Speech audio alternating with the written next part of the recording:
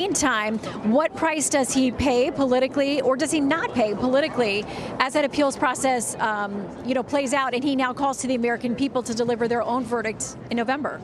Well, I think that the American people will be struck by this, as we are all struck by it, in different ways. I, as a former prosecutor and a judge who knows the state courts and who knows the state law, I know that this is riddled with reversible error. I know that there was no basis to charge this crime, this alleged crime, and to resurrect dead misdemeanors based upon non-unanimous federal violations of the election law or of the tax law. So, I mean, you've got that, but there's also a gut punch to the criminal justice system in the United States. People realize we are no longer safe anymore, and it's because of the progressive left agenda of making sure that we don't keep people in jail. And, they're out there with 33 arrests, but, they're still assaulting people or violently attacking people down the street here.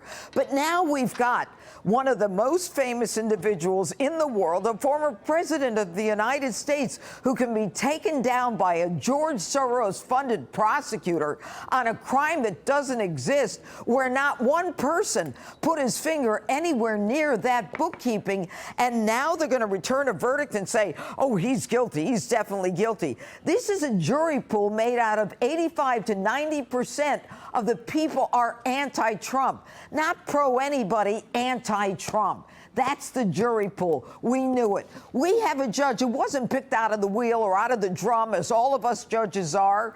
And he was a judge who was selected not just for the Trump Organization, not just for the this case, but also for the another case that involves the who was the guy who was the Bannon case as well. This is an anti-Trump judge, an anti-Trump prosecutor. America is going to respond to this. This is a gut punch. We want to see politicians fight. We don't want to see what they do in third world countries, to have one side start indicting and jailing the other side.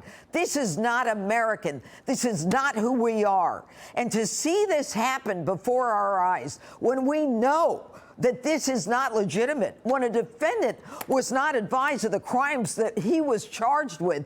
They don't even know what the crimes are until we get to the charge to the jury, as if the prosecution and the judge, with a wink and a nod, said, hey, I'll give you that old accomplice testimony. Even though we didn't charge Donald Trump with aiding and abetting anyone else, I'll throw it in as a matter of law. He's an accomplice. And I'll throw in those federal election violations. So they'll have to say, yeah, Donald Trump must have done it too. And I'll throw in a hooker and a guy who's a serial perjurer. This is lunacy.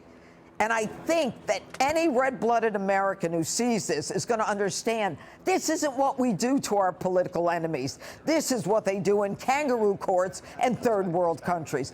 God help America after what I've seen in the last few weeks. Hey, Sean Hannity here. Hey, click here to subscribe to Fox News YouTube page and catch our hottest interviews and most compelling analysis. You will not get it anywhere else.